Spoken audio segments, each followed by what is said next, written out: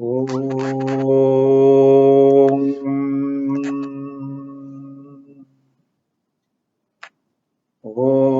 भूर्भुवस्वः तत्सवितुर्वरेण्यं भर्गो देवस्य धीमहि धियो यो न प्रचोदयात्। ॐ शान्ति शान्ति शान्तिः।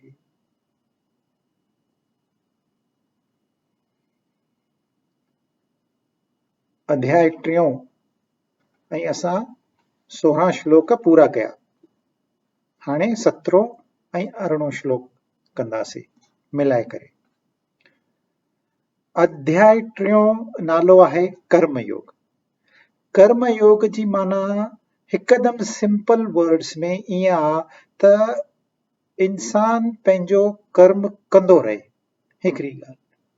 ॿी ॻाल्हि, उनखे कॾहिं पंहिंजे कर्म जी पछतावा न थिए। नो रिग्रेट्स। असां कर्म कंदा आहियूं पर पोइ वरी चवंदा आहियूं अरे हीअं करणु न खपंदो हुयो, ही ग़लती थी वई मूंखां। असांखे ख़बर पवंदी आहे पर ग़लतीअ जी ख़बर पवंदी आहे, पर ग़लती करण खां पोइ त असां वापसि वञी करे उनखे दुरुस्त न करे सघंदासीं। पर कर्म योग असांखे छा थो सेखारे त तव्हां कर्म कयो ऐं सही कर्म कयो। बस कर्म कंदा वञो, वरी पुठिते निहारे ॾिसणो कोन्हे। सिंपल हिकदम आसान तरीक़े सां कर्म योग इहो आहे। पर इहो कर्म या कला डेवलप करण असांखे लॻंदी आहे ओतिरी सवली न आहे। जॾहिं समस्या ॿिए जी हूंदी आहे त असां चवंदा आहियूं अरे हिन में छा आहे, ही त जाम सवलो आहे। पर जॾहिं समस्या पंहिंजी हूंदी आहे त असां गड़बड़ थी वेंदी आहे। ऐं अर्जुन जी उहा ई कार थी। जेसि ताईं हो युद्ध में न हुयो तेसि ताईं उनखे सॼी ख़बर हुई, सॼी प्लानिंग ठाही अथई, सॼी स्ट्रेटेजी ठाही अथई। पर जॾहिं उते आयो, साम्हूं ॾिठई भई मुंहिंजो गुरु बीठो आहे, मुंहिंजो पितामह बीठो आहे, पोइ गड़बड़ थी वियसि। हाणे छा कयां? पर अर्जुन लकी हुयो छाकाणि उन सां गॾु कृष्ण भॻवानु हुयो। उनखे पुछियईं, पोइ कृष्ण भॻवानु उनखे गाइड कयो। असां वटि बि कृष्ण भॻवानु हूंदो आहे पर असां उनखे पुछंदा न आहियूं।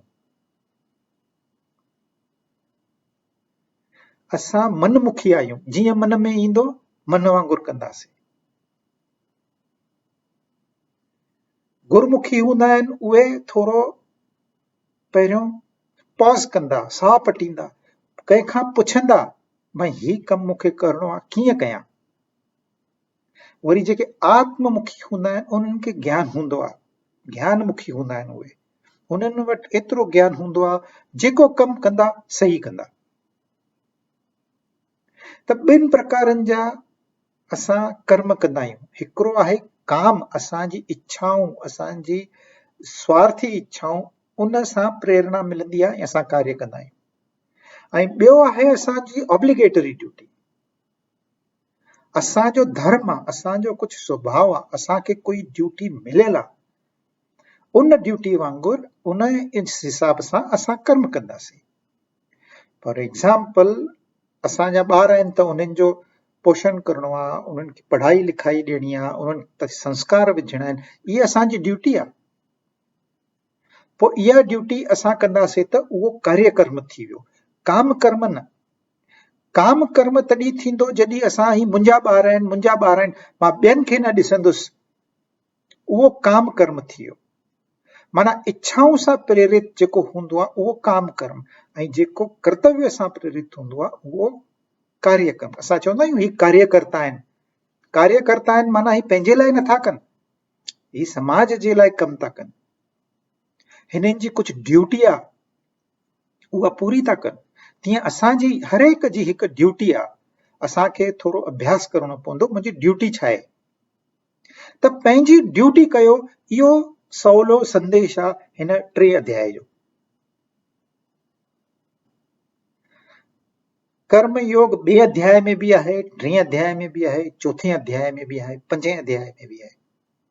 ही पहिरियां जेके 6 अध्याय आहिनि इन में कर्म योग ते वधीक फोकस कयो वियो आहे। त असांखे काम में कर्म नाहे करणो, असांखे कार्य कर्म करणो आहे, असांजी ड्यूटी निभाइणी आहे। बस असांखे ड्यूटी मिलियल आहे उहा कई, ख़तम। त हाणे कृष्ण भगवान चए थो तव्हां यदि पंहिंजो कमु कंदव, पंहिंजी ड्यूटी थींदी पूरी, त तव्हांखे फल बि मिलंदो। यदि तव्हांजो कर्म ग़लति हूंदो त तव्हांजो फल बि ग़लति हूंदो। तव्हांजो कर्म सही हूंदो त उनजो फल बि सही मिलंदो। पर खाली फल मिलण सां कमु न थींदो। इन फल जो जेसिताईं तव्हां रस न चखींदव तव्हांखे उहो मज़ो न ईंदो। खाली फल मिली वियो, उन में असांखे थोरो सुकून मिलंदो, संतुष्टि मिलंदी, संतोष मिलंदो, पर उन सां कमु न थींदो। त कहिड़ियूं स्टेजिस आहिनि, कीअं कम खे असां कॉन्सेंट्रेटेडली कयूं त असांखे उन में परमात्मा जो रूप नज़र अचे। We directly contact supreme. हाणे इहे ॿई श्लोक 17 ऐं 18 असां गॾिजी करे ॻाईंदासीं ऐं गॾिजी करे सम्झंदासीं, छाकाणि 18 में जेको आहे उहो 17 जो इफेक्ट आहे। त 17 यस्त्वात्मरतिरेव स्यात् आत्मतृप्तश्च मानवः आत्मन्येव च सन्तुष्टः तस्य कार्यं न विद्यते नैव तस्य कृतेनार्थः न कृतेनेह कश्चन न चास्य सर्वभूतेषु कश्चिदर्थव्यपाश्रयः। English में meaning, but the man who rejoices in the self, is satisfied in the self, and is content in the self alone, for him there is nothing to be done. For him there is no interest whatever here in what is done or what is not done, nor does he depend upon any being for any object. We'll explain. पर आत्मा में ई जंहिंखे आहे तृप्ति, आत्मा जे अंदर रतो सो रहे, न कोई बि वहिंवार कमकार ज़रूरी त उन लाइ आहे, करे या करे ना, सदा आहे स्वार्थ बिना, न कोई रखे जंहिंसां संबंध ऊ मतलब सां।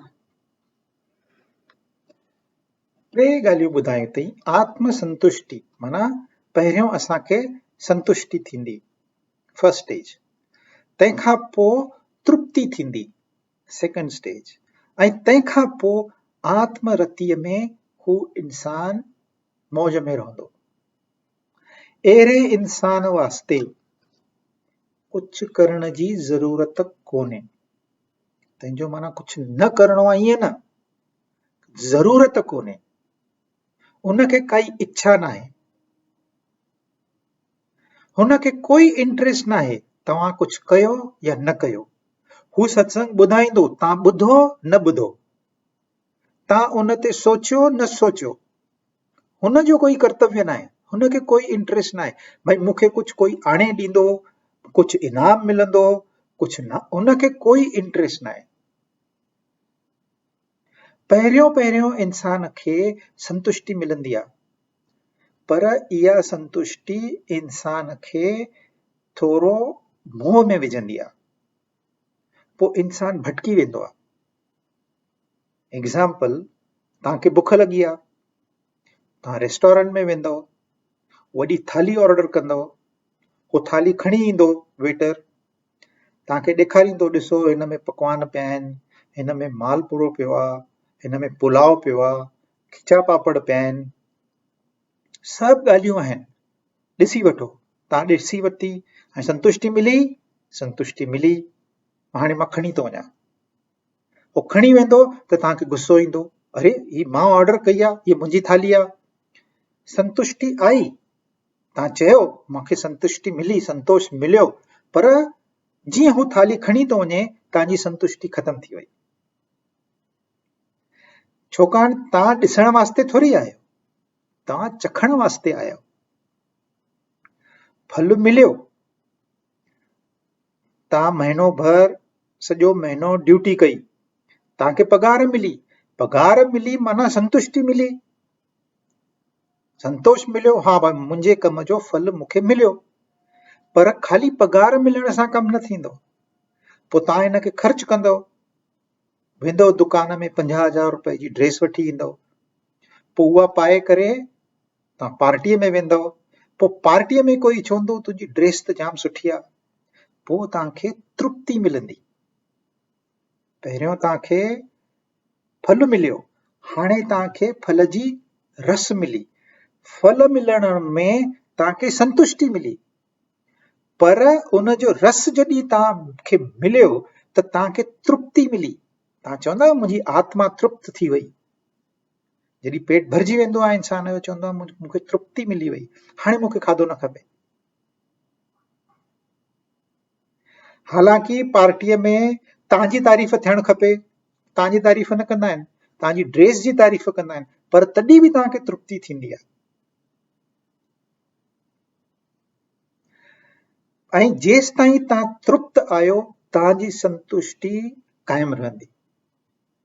जॾहिं तृप्ति वरी भंग थी वेंदी त संतुष्टि बि हली वेंदी, संतोष बि हली वेंदो। त संतुष्टि जेका आहे उहा फल मिलण सां हूंदी, ऐं तृप्ति जेका आहे फल जे स्वाद वठण सां हूंदी। पर हिननि ॿिन्हिनि खां बि वॾो हिकु हूंदो आहे जेको आत्मरथ हूंदो आहे। हुन जी सॼी सोच आत्मा जे पॉइंट ऑफ व्यू सां हूंदी आहे। हू पाण खे ईश्वर समझंदो आहे। ईश्वर माना घमंड सां न, त भाई जेको कम ईश्वर कंदो आहे उहो मां कयां। ईश्वर सभिनी खे पैदा कंदो आहे, सभिनी जो पालन पोषण कंदो आहे, सभिनी खे खाधा पीता ॾींदो आहे। मुंद में बरोबरि तव्हांखे उहे शयूं मिलंदियूं, नदियूं वहंदियूं आहिनि उन जी कृपा सां, सूरज निकिरंदो आहे उन जी कृपा सां, वण ठहंदा आहिनि उन जी कृपा सां। जीअं हू कार्य कंदो आहे भई सभिनी जी भलाई थिए, तीअं ही आत्मरथ बि सभिनी जी भलाई वास्ते कमु कंदो आहे। त इनखे न तृप्ति खपे न संतोषी, छाकाणि इन वटि ऑलरेडी एॾी ख़ुशी आहे कि नंढियूं वॾियूं ख़ुशियूं उनखे कुझु वैल्यू न आहे उनजी। एग्जाम्पल, हिकु राजा हूंदो, राजा खे रोज नई ड्रेस मिलंदी आहे, रोज। तव्हां महीनो कमु कयो, पगार मिली, उन मां पैसा कढी करे हिकिड़ी ड्रेस वठी आयो, पर राजा खे रोज नई ड्रेस मिलंदी आहे। तव्हांखे रोज खाधो ठाहिणो पवंदो आहे, सोचणो पवंदो आहे, महिनत करणी पवंदी आहे, पर राजा खे काई सोचणो ई न पवंदो आहे। उनखे ख़ाली ख़बर आहे खाधे जो टाइम आहे, खाधो रेडी हूंदो, वो थोरो ई सोचींदो अरे कुक आयो कि न आयो, खाधो सामान वठी आया कि न वठी आया, किचन में सभु गैस वग़ैरह आहे कि, राजा न सोचींदो भई मुंहिंजी ड्रेस केरु थो ठाहे, सुभाणे जी ड्रेस केरु थो ठाहे। पर जीअं उनजी मुंद हूंदी, जीअं उनजा महिमान हूंदा, ओड़े प्रकार जी ड्रेस उनजी तयारु मिलंदी। ऐं तव्हां राजा जी तारीफ़ बि न करे सघंदव। तव्हां चवंदो अरे वाह राजा, अॼु त ड्रेस ॾाढी सुठी ठाही पाती थी, राजा तव्हांखे नौकरी तां कढी छॾींदो, चई चापलूसी थो करे। त राजा जेको आहे उहो आत्मरत आहे, उनखे न कमु करण जी ज़रूरत आहे, उनखे न पगार खपे। उहो ईअं न सोचींदो भई हिन ॾिस नई ड्रेस वरिती त हिन जी तारीफ़ थी, मां बि नई ड्रेस वठां। त हुनखे त रोज़ नई ड्रेस मिलंदी आहे, पंहिंजो पाण मिलंदी आहे, उनजो डिपार्टमेंट आहे, माण्हू 10 माण्हू उते कमु कंदा आहिनि, उनजो खाधो ठाहिण लाइ 25 माण्हू कमु कंदा आहिनि, रोज़ नवां नवां व्यंजन मिलंदा अथसि। त ही चए थो भई तव्हां संतुष्टिअ में संतुष्टि न ॻोल्हियो, अॻिते वधो। तृप्ति पायो, अञा अॻिते वधो, आत्मरत थी वञो। जॾहिं तव्हां आत्मरत थी वेंदो त तव्हांखे हिन नंढियूं वॾियूं ॻाल्हियूं सोचण जी ज़रूरत ई न आहे, तव्हां राजा थी वियो।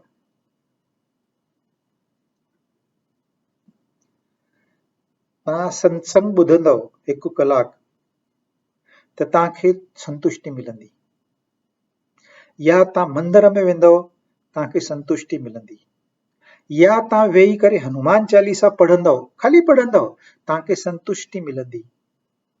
पर तव्हां छा था कयो, हनुमान चालीसा पढ़ी करे संतुष्टि मिली वई, बंदि करे रखी था छॾियो, बंदि करे रखी छॾी, संतुष्टि हली वई। जीअं हू थाली खणी आयो, थाली खणी हली वियो, संतुष्टि गायब। पोइ हुनजी नेक्स्ट स्टेज छा आहे त हाणे तव्हां इन हनुमान चालीसे खे सम्झो, जीअं असां हिकु हिकु श्लोक, हिकु हिकु अखर खणी करे सम्झण जी कोशिश था कयूं। हुन मां ज्ञान प्राप्त कंदव त तव्हांखे तृप्ति मिलंदी। पहिरियों असांखे संतोष मिले थो, तव्हां मंदिर में वियो, अगरबत्ती ॿारे आयो या नारेल चढ़ाए आयो, तव्हांखे संतुष्टि मिलंदी, हा मां सुठो कमु कयो। पर इहा संतुष्टि तव्हांजी कायम न आहे, हिन जी लाइफ ॾाढी नंढी आहे। तव्हां वरी घर वियो, सॼी संतुष्टि गायब। पर तृप्ति आहे, उनजो पीरियड वॾो हूंदो आहे। तव्हांखे ज्ञान प्राप्त थींदी, 2-4 साल तव्हां उन आधार ते रही सघंदव, पर उहा बि गायब थी वेंदी टाइम सां। वरी संसार में इंसान फासी थो पए। पर तव्हां राजा थी वेंदव, आत्मरत थी वेंदव, फुल लाइफ गारंटेड। पोइ तव्हांखे एतिरो समाधान मिलंदो, एतिरो आनंद मिलंदो, एतिरी ख़ुशी मिलंदी त तव्हां ख़ुशियूं विरहाईंदव। छा कंदासीं एॾियूं ख़ुशियूं, ॾेई छॾ ॿियनि खे। पोइ जेके संत हूंदा आहिनि, इन्हनि जो कमु इहो ई हूंदो आहे, इहे पाण त ख़ुशि रहंदा आहिनि, ॿियनि खे बि ख़ुशि कंदा आहिनि। त पहिरीं स्टेज आहे संतुष्टि मिलंदी। तव्हां किताब पढ़ियो, सम्झ में न आई ॻाल्हि, पर खाली पढ़ियो, तव्हां उन ते मथो टेकियो, तॾहिं बि तव्हांखे संतुष्टि मिलंदी। पर इन संतुष्टिअ में मेजॉरिटी भुलिजी वेंदा आहिनि, अरे असां कमु थी वियो, असां सत्संग कयोसीं शाम जो 1 कलाक, असांजो कमु थी वियो। पर छा सिखी आयो, कुझु नओं लेसन मिलियो, कुझु पंहिंजे जीवन में असां परिवर्तन खणी आयासीं, उन ते असांजी वॾी ख़ुशी डिपेंडेंट आहे। पोइ जॾहिं अहिड़ी असांखे परमानेंट ख़ुशी मिली वेंदी त असांखे हे ॻाल्हियूं बि नौकरी करण जी ज़रूरत कहिड़ी आहे, पघार मिली की न मिली, हिकु हिकु ड्रेस वठी अचो, हिकु हिकु नंढी नंढी शइ वठी अचो, इहे सभु ज़रूरत ई न आहे असांखे। जॾहिं असांखे इच्छाऊं हूंदियूं आहिनि त तंग कंदियूं आहिनि, उथ हल बाज़ार में, हल हे वठी अच। पर जॾहिं तव्हांजी इच्छा पूरी थी वई त पोइ थोरी तव्हां वेंदव। हाणे आत्मरत माण्हू वापसि उन होटल में वेंदो, वेटर ॾिसंदुसि उहो ई ग्राहक आयो आहे, उहा ई थाली खणी ईंदुसि, चवंदी ॾिस थाली, संतुष्टि मिले, मूंखे संतुष्टि मिली। पोइ हाणे थाली वापसि खणी वेंदो ऐं तव्हां खां पुछंदो संतुष्टि मिलियव, संतुष्टि मिली। जंहिंजो पेट भरियल आहे उन जे लाइ थालीअ जी ज़रूरत ई न आहे, भले खणी वञे। त जॾहिं पेट ख़ाली आहे त पोइ असांखे गुस्सो ईंदो, असांखे कोई डिनाए कंदो काई शइ त उनखे असांखे गुस्सो ईंदो। असांजी इच्छा आहे ऐं इच्छा पूरी नथी थिए त गुस्सो ईंदो। पर इच्छा पूरी थी त असां ॿी इच्छा था खणी अचूं, वरी टीं था खणी अचूं, कॾहिं कॾहिं डबल इच्छाऊं खणी ईंदा आहियूं। असांजूं जीअं इच्छाऊं वधंदियूं वेंदियूं, असांजा दुख वधंदा वेंदा।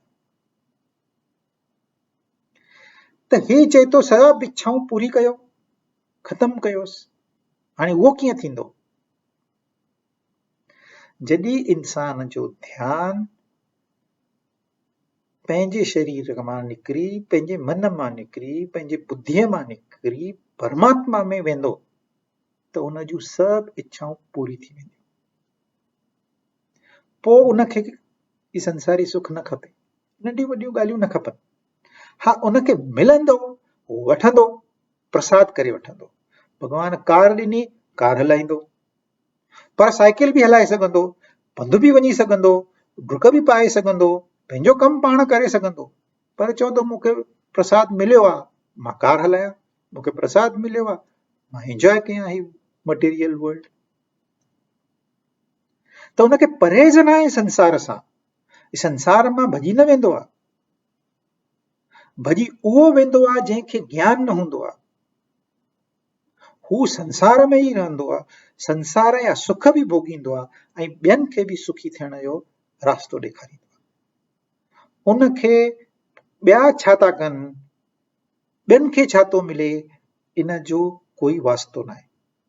त आत्म संतुष्टि, 3 दफ़ा हुन चयो आहे आत्म संतुष्टि, हुनजो मतिलबु आहे पंहिंजे ई आत्मा में सुख मिलणु। आत्म तृप्तिअ जो बि उहो ई मतिलबु आहे ऐं आत्म रतीअ जो बि उहो ई मतिलबु आहे। पर इहे 3 ग्रेडेशन आहिनि, असांखे गाइड थो करे भॻवान पाण। त भाई तव्हां पहिरियों ख़ाली मथाशरियूं ॻाल्हियूं कंदव, जेके किताब तव्हांखे ॿुधाईंदा, भई मंदर में वञो, के माण्हू प्लेन में वेंदा आहिनि, पोइ होटलूं बुक कंदा आहिनि, तंहिंखां पोइ कलाक लाइन में बीहंदा आहिनि, तंहिंखां पोइ दर्शन कंदा आहिनि। छाजो दर्शन कंदा आहिनि? हिकु पत्थर जी मूर्तिअ जो,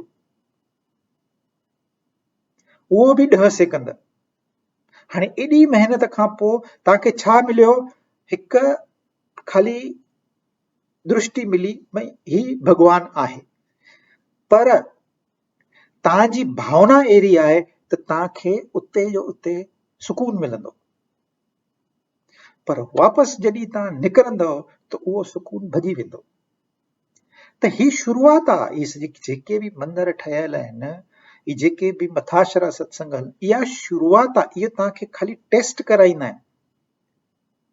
ॾिसो, ख़ाली पत्थर खे मञण सां बि तव्हांजो मन शांति थो थिए, पोइ तव्हां हुनखे ॾिसंदव, हुनजो दर्शन कंदव त छा थींदो। इहो हुनजो चवणु आहे मंदर जो। आहे पत्थर, पत्थर तव्हांखे छा ॾींदो, पर तव्हांजी भावना हूंदी त उन में असांखे ख़ुशी मिलंदी। त इहो मार्ग आहे, इहो पाथ आहे हिकिड़ो, भई पहिरियों संतुष्टि, पोइ तृप्ति, पोइ आत्मरति।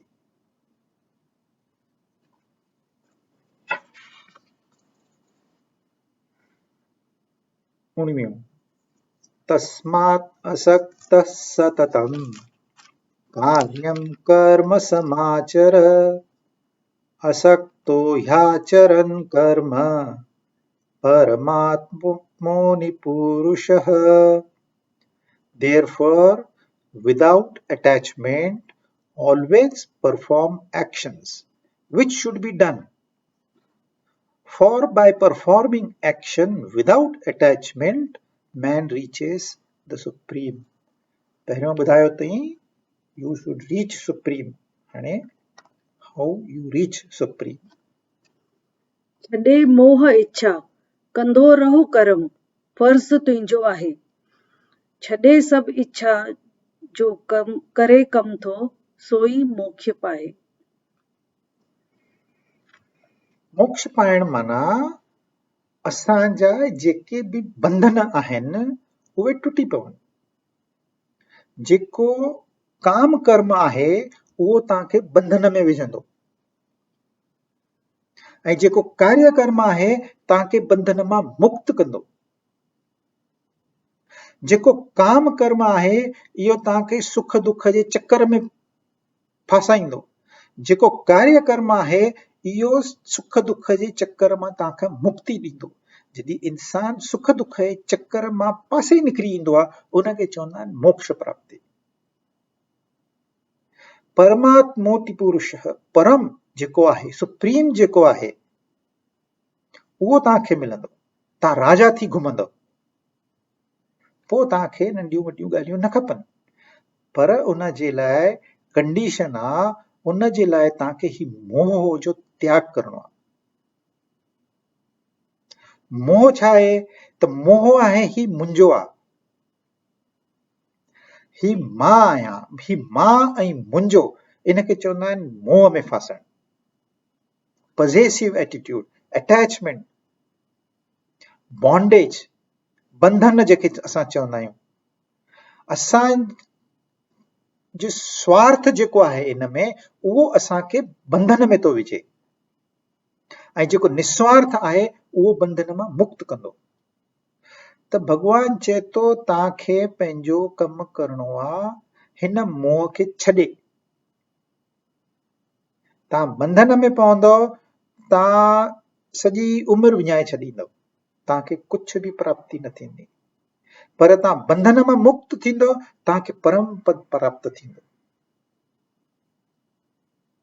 हाणे हिन बंधन मां कीअं मुक्त थीजे उहो हिते न ॿुधायो अथई, पर ख़ाली चयो अथई पहिरियों तोखे तस्मात् असक्तम सततम कार्यम कर्म समाचर। सततम तव्हांखे पंहिंजो कमु करणो आहे, हमेशा हमेशा करणो आहे। मैं ईअं न आहे हिकिड़ो ॾींहुं कयो, ॿिए ॾींहुं न कंदासीं, टे ॾींहुं कयो, चौथे न न न, कंटिन्यूअसली करणो आहे। पर उन सां तव्हांजी आसक्ति न हुजे। ही मुंहिंजो कर्तव्य कर्म आहे, इन करे थो मां कयां, ही मुंहिंजी ड्यूटी आहे, इन करे थो मां कयां। ही ॼण त ईअं सम्झो भॻवान मूंखे ही नौकरी ॾिनी आहे, तूं वञ संसार में, ही कमु करे वापसि अच। तव्हांखे अगरि ईअं भॻवान अची ॿुधाए मां तोखे हिन कम जे लाइ मोकिलियो थी, मैं ही कमु करे तूं पूर मथे अच त मूंखे प्राप्त थींदे, पोइ तव्हां कीअं कमु कंदव? तव्हां इहो सोचे कमु कंदव, अरे ही त परमात्मा जो कमु आहे, बसि उहो ई करिणो आहे। उहो ई कृष्ण भॻवान सम्झाएसि थो अर्जुन खे, तूं मोह में न फास। ही जेके लाइन खां हुन पासे बीठा आहिनि, इहे तुंहिंजा शत्रु आहिनि, इहो तुंहिंजो गुरु न आहे। इहो गुरु हुयो, हाणे गुरु न आहे। गुरुअ ग़लति माण्हुनि जो साथ ॾिनो आहे, त उहो बि तुंहिंजा ग़लति माण्हू तुंहिंजा शत्रु आहिनि। तुंहिंजो कमु आहे धर्म जी स्थापना करणु, तूं पंहिंजे स्वार्थ लाइ कमु नथो करें।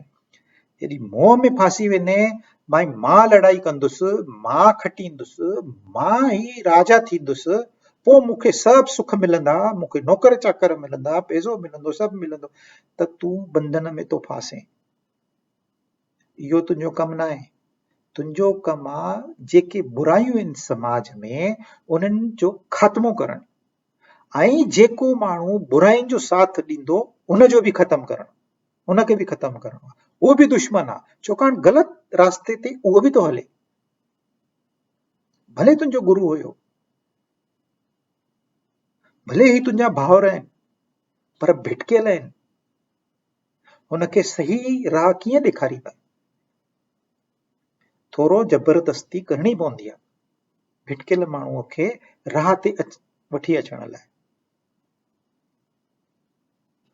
विभीषण हुयो, हमेशा रावण सां गॾु हूंदो हुयो। रोज सभा में विभीषण जी सीट रावण जे पासे में हूंदी हुई। रावण खे सलाह ॾींदो हुयो, सही राह ॾेखारींदो हुयो। पर जॾहिं उनखे राम लंका में आयो आहे, इहा ख़बर पई, पहिरियों राम वटि भॼी वियो। राम आयो आहे त हुनजी आसक्ति रावण में कोन हुई, भाव हुयुसि, राजा आहे मुंहिंजो भाउ, मुंहिंजो बि कमु आहे त मां राजा खे मदद कयां, छो राजपाट त हलाइणो आहे। त विभीषण उहो कमु कंदो हुयो, पर आसक्ति न हुयसि, मोह न हुयुसि। पर जॾहिं राम जी ख़बर पियसि, पहिरियों राम वटि। तव्हां चवंदो विभीषण त वॾो हुयो, पढ़ियल लिखियल हुयो, पर प्रहलाद हिकु नंढो ॿारु हुयो। उनजो बि पीउ राजा हुयो, हिरण्यकश्यपु। पोइ पीउ चवंदोसि तूं विष्णु जो नालो न वठ, तूं मुंहिंजो नालो वठ। सभई वॾा माण्हू इहा ऑर्डर राजा जी पालींदा हुया, प्रहलाद न पालींदो हुयो। प्रहलाद चवंदो हो उहो परम मुंहिंजो आहे, तूं राजा आहे, तूं पिता आहे, पर मुंहिंजे मुख मां हुनजो नालो निकिरंदो। पोइ केॾी सजा थी मिलेसि, पर तॾहिं बि मोह नथो छॾे। असां प्रहलाद जे जॻह ते हुजऊं त छा कयूं? सोचो। असांजो पीउ राजा आहे, चए भई न तूं विष्णु जो नालो न खण, मुंहिंजो नालो खण, त असां छा कंदासीं? प्रहलाद में एतिरो अकुल हुयो त मोह ते विजय प्राप्त कयईं। हुन भाउ छॾियो, हिन पीउ छॾियो, भरत माउ खे छॾियो। बली राजा हुयो, गुरुअ खे छॾियईं परमात्मा जे लाइ। गोपियूं हुयूं, रास लीला जो टाइम आयो, पंहिंजे पतीअ खे छॾे वयूं कृष्ण भॻवान वास्ते। हर गोपीअ खे हिकु कृष्ण भॻवान मिलियो। त छा त्याग कयो अथऊं?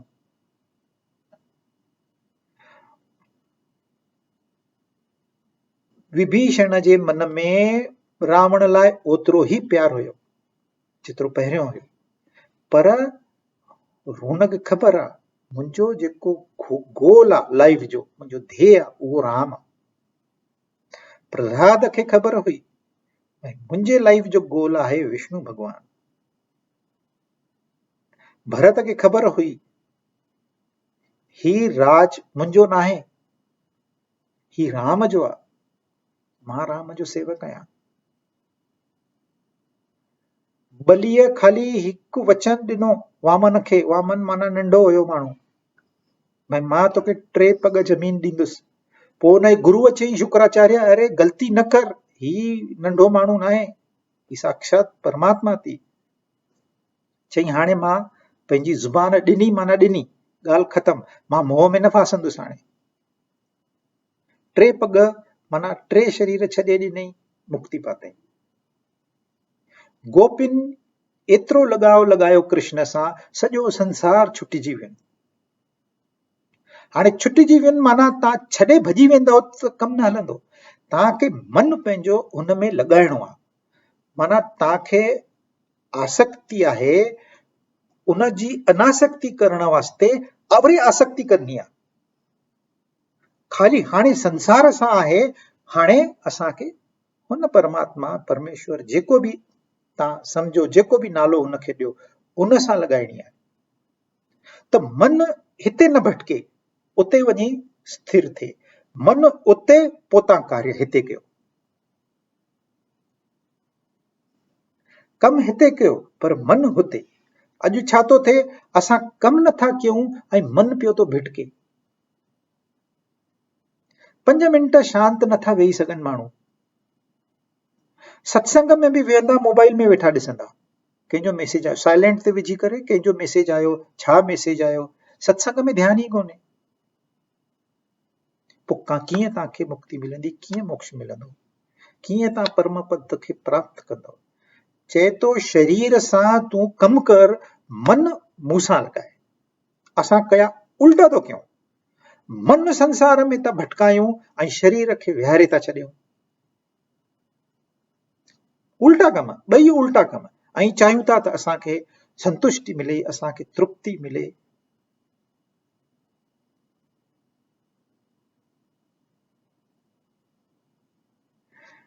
त इहा अटैचमेंट जेका आहे, इहा छॾणी आहे। जंहिंसां असां अटैच्ड आहियूं उहो छॾणो न आहे। ही जेका स्वार्थी भावना आहे, ही मुंहिंजो घर आहे, ही मुंहिंजी वाइफ आहे, मुंहिंजा ॿार, इहो स्वार्थ छॾे ॾियणो आहे, रिश्तेदारी छॾणी न आहे।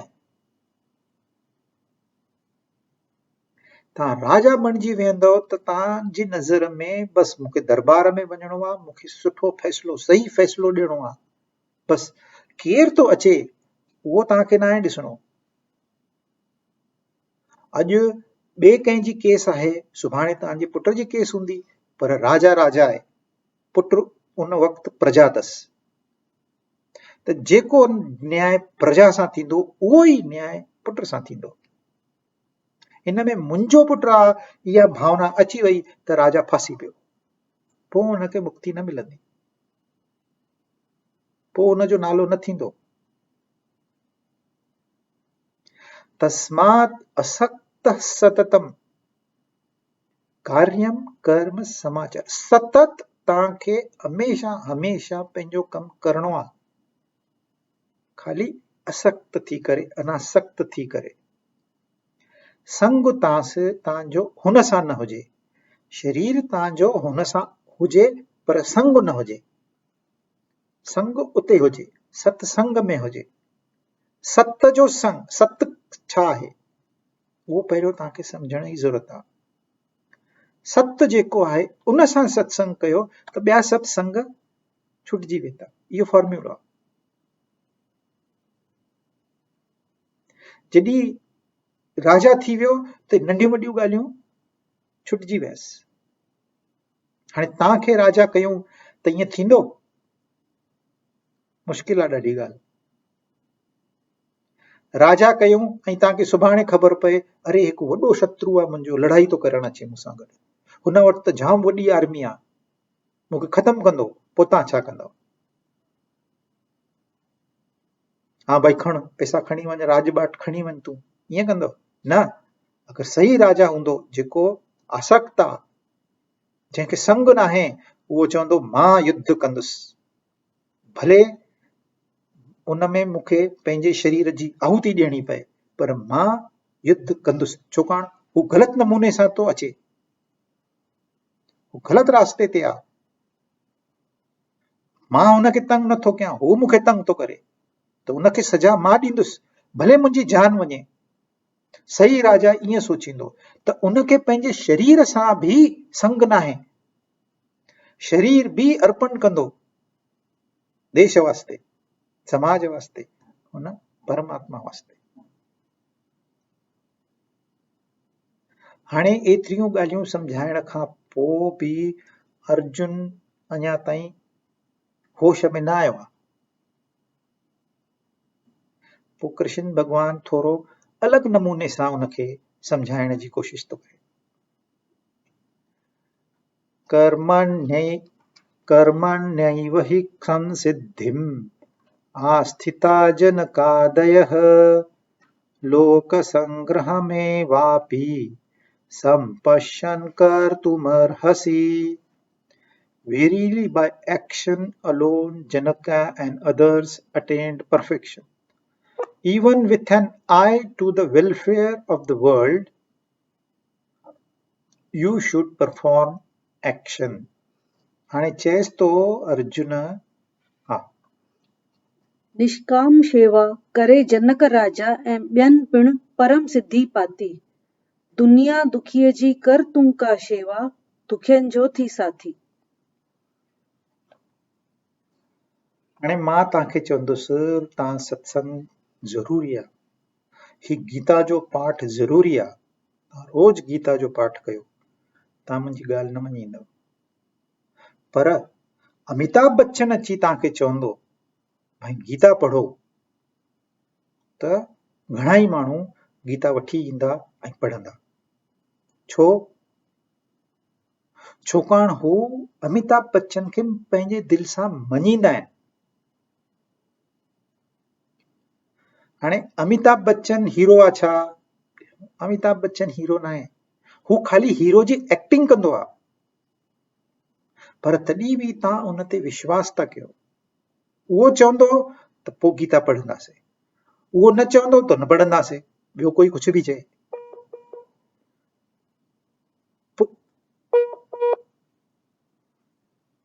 इहा ई ॻाल्हि, इहा ई ट्रिक जेका आहे कृष्ण भॻवान तो यूज़ करे हिते। चए तो ठीकु आहे मुंहिंजी ॻाल्हि तोखे सम्झ में नथी अचे अर्जुन, पर तूं जनक खे त सुञाणे। राजा जनक बि पंहिंजो कमु कयो, पंहिंजी ड्यूटी निभाई, तोखे त ख़बर आहे। हाणे राजा जनक खे कहिड़ी ज़रूरत हुई त भाई एॾो वॾो कार्य करे? जनक माना जेको पालन करता आहे, जनक हिकिड़ो न आहे, जनक इहा पोस्ट आहे हिकिड़ी राजा जी जेको हलंदो रहंदी आहे। हिकु जनक हुयो जंहिं ते अष्टावक्र जी कृपा थी, ॿियो जनक हुयो जेको जानकीअ जो पिता थियो, पर इहे परम ज्ञानी हुया, पर तॾहिं बि पंहिंजो कार्य पूरो कयूं। त हे अर्जुन, जॾहिं जनक पंहिंजो कार्य पूरो कयो, उनखे ज़रूरत न हुई, त तूं बि इहो जनक वांगुरु पंहिंजी ड्यूटी निभाए। त इहा हिकिड़ी आइडिया हूंदी आहे, भई ठीकु आहे, तूं मुंहिंजी ॻाल्हि नथो मञे, पर तुंहिंजो हीरो जेको आहे उनजी त ॻाल्हि उहो बि त इहा ई कयो, उन बि त ईअं ई चयो त भई हीउ ज्ञान वठ। राजा जनक जे दरबार में अर्थशास्त्र थींदो हुयो, अर्थशास्त्र, वॾा वॾा पंडित ईंदा हुया ऐं अर्थशास्त्र कंदा हुया। राजा जनक खे इन सभिनी जी ज़रूरत न हुई, पर हुन ख़बर हुई हिकिड़ी त भई हिन ज्ञान खे असांखे वाधारो ॾियणो आहे, त हू पंहिंजी ड्यूटी निभाईंदो हुयो। त हे अर्जुन, तूं जंहिंखे मञींदो आहे, जेको तुंहिंजो हीरो आहे, उनजी बि इहा ई सिख्या आहे त तूं पंहिंजो कर्म कंदो रहो, आसक्तिअ बिना, संग बिना, निसंग थी करे पंहिंजी ड्यूटी निभाए। इहा सिख्या असांखे राजा जनक बि ॾिनी आहे। त इहा हिकिड़ी साइकोलॉजिकल ट्रिक कृष्ण भॻवान अर्जुन जे लाइ यूज़ थो करे। तंहिंखां पोइ चएसि थो, लोक संग्रह में वापी संपशन कर तुमर्हसी। भाई तूं जेको कार्य करे थो उहो तूं पंहिंजे लाइ नथो करे, इहे लोक संग्रह वास्ते थो करे। अर्जुन प्रिंस हुयो, त उनखे जेका सिख्या मिली हुई उहा राजा जी सिख्या मिली। हिकु राजा जो कर्तव्य छा हूंदो आहे, इहा सिख्या मिली हुयसि। ऐं अर्जुन खे पंहिंजी प्रजा सां प्यार बि हुयो। पोइ अहिड़े अर्जुन खे उन प्रजा जे वास्ते धर्म स्थापन करण जी हिकु संधि मिली आहे, हिकु अपॉर्चुनिटी मिली आहे। हिन अपॉर्चुनिटीअ खे छॾे ॾींदो त इहा अर्जुन जी ग़लती थींदी। त हे अर्जुन, तूं राजा जनक खां सिख्या वठ, तूं प्रजा खे ॾिस, तुंहिंजे प्रजा वास्ते तोखे कमु करणो आहे। जीअं जनक पंहिंजे प्रजा वास्ते पंहिंजा सभु धर्म निभाया, तीअं तोखे बि पंहिंजो धर्म निभाइणो पवंदो। त इहा साइकोलॉजिकल ट्रिक भगवान उन ते यूज़ थो करे। 21 यद्यदाचरति श्रेष्ठः ततएव इतरो जनः स यत् प्रमाणं कुरुते लोकस्तदनुवर्तते। Whatever the superior person does, that alone other people do. Whatever standard he sets, that the world follows. उत्तम पुरुष जेका बि रहणी रहनि था, ॾिसी सां वठनि ॿिया मिसाल, था कनि पैरवी उत्तम पुरुषनि जो आहे जीअं ख़्याल। उत्तम पुरुष माना जेके वॾा पुरुष हूंदा आहिनि, जीअं घर में ॿार आहिनि त माता पिता उन्हनि जे लाइ वॾा आहिनि। उहे ई ॿार स्कूल में वेंदा त पोइ जेके उन्हनि जा टीचर्स आहिनि, जेके प्रोफेसर्स आहिनि, इहे वॾा आहिनि। असांजे समाज में केतिरा ई संत महात्माऊं ईंदा आहिनि, वेंदा आहिनि, इहे वॾा आहिनि। ऑफिसिस में जेके टॉप मैनेजमेंट पोजीशन ते आहिनि, उहे असांजा वॾा आहिनि। हर कोई उन्हनि खे ॾिसंदो आहे, ही कॾहिं थो अचे, ही कॾहिं थो वञे, हे कीअं थो कमु करे, हे कीअं थो सोचे। जीअं कमु वॾा कंदा, नंढा उन जो अनुकरण कंदा, उन्हनि खे फॉलो कंदा। ही संसार जो नियम आहे, ही रूल आहे। जेको लीडर कंदो, हाणे ॿार जॾहिं नंढा हूंदा आहिनि त इहे माउ पीउ खे सिधी सिधी कॉपी कंदा आहिनि। यदि ग़लतीअ सां कंहिंजे मुख में, माउ जे मुख में या पीउ जे मुख में गार हूंदी काई, त ॿार उनखे जल्दी सां पिकअप कंदा आहिनि, उहे बि गार ॾियणु चालू कंदा आहिनि। त जॾहिं ॿारनि खे संस्कार ॾिबा आहिनि त ॾाढियूं संभाले करे संस्कार ॾिबा आहिनि। असां कीअं था ॻाल्हायूं, असां कीअं था हलूं, असां कीअं था चलूं, असां कीअं था खाऊं, असां कीअं था पियूं। किन फैमिलीज़ में बोतल खोले वेही रहंदा आहिनि शाम जो माउ पीउ, पोइ ॿारनि खे चवंदा आहिनि तव्हां न पीजो, ॿार चवंदा आहिनि हा, तव्हांखे असां ॾिसूं था, जेके कम तव्हां कंदव पंहिंजो पाण असां खां थी वेंदा। तव्हां ॻाल्हाइण खां अॻु में तव्हां पंहिंजो कमु ईअं कयो त ॿारनि ते संस्कार सुठा पवनि। ही श्लोक असां वरी ॿिए दफ़े पूरो कंदासीं। हाणे थोरो टाइम पूरो थी वियो आहे, अॼु हिते रुकूं था असां।